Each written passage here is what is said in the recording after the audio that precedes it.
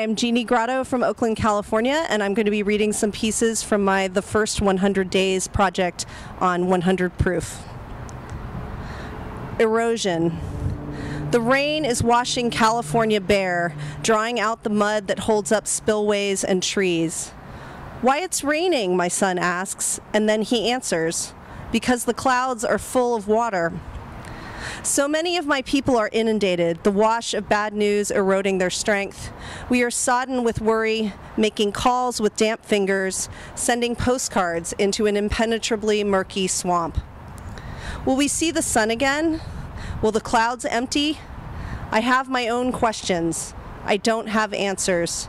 I am too busy filling sandbags as the rain erodes what's left of my hope. Exit strategy. She scrambled eggs in a kitchen lit only by the hissing blue burner flame. It was nearly time to wake the children, to hustle them into outfits and fill their bellies before rushing them out to the car. She ate as the food was ready.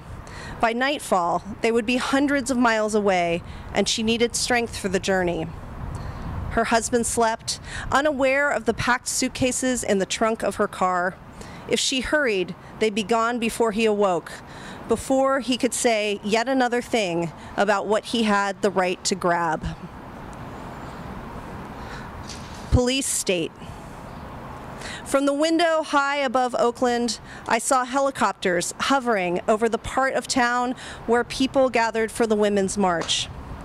Then I noticed a small plane making a wide turn where the city met the estuary, and I watched it make a low, lazy circle, curving back toward where I stood, then looping back down and around. Surveillance plane, I told my father after its third go-round. What do you think they're looking for, he asked. Maybe they're jamming cell phones, I replied. It's just part of the deal now. We live in a police state. Helicopters at night. Day turned to night. Protesters still walked the street. The helicopters circled over downtown after dark, the thrum loud enough to require elevated conversation as we walked along the sidewalk 2 miles away. What's that? Asked my son. He peered up into the dark toward the light, bright as Venus, hovering in the distance. Why? He asked, and I did not know where to begin. How to explain the eyes in the sky, how to explain the thin line between protection and engagement. On the track. There are those I know who fought battles and lost for years before now, and who were already tired before the talk of walls and repeal and replace and fake news and bans. There are those who were bone tired before we ever got to this. This is no relay race. Entering this track means continuing, no matter how tired our legs, no matter how raw our lungs. I may not have been here soon enough, but I am here now, and I will stay alongside you who have run on for a long time until I cannot run anymore. So very close to midnight. Are we running as futilely as ants scattered by hot water?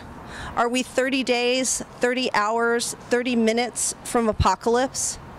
I run a finger over a fissure in my knuckle that could as easily been caused by dry air as by punching a wall. Will it heal? Will it matter? Fatalism is a quagmire of hopelessness, and yet on certain nights, I hear the warning sirens in my head, and I wait for the crackle of my own skin. We are so very close to midnight, and it is difficult to imagine the clock turning back. Tidal cycles. The tides cycled in and out that weekend, and they felt like the most certain thing she'd seen in weeks. Everything else had gone off rhythm, the new order of things creating a flapping noise in her ears every day, like the sound a flat tire makes as the car limps to the next exit on the highway. Can I stay here forever, she asked, as the water receded, bearing seagrass and mud, crusty undersides of docks. No, whispered the water, but I go away and return, and so can you when the time is right. Step by step.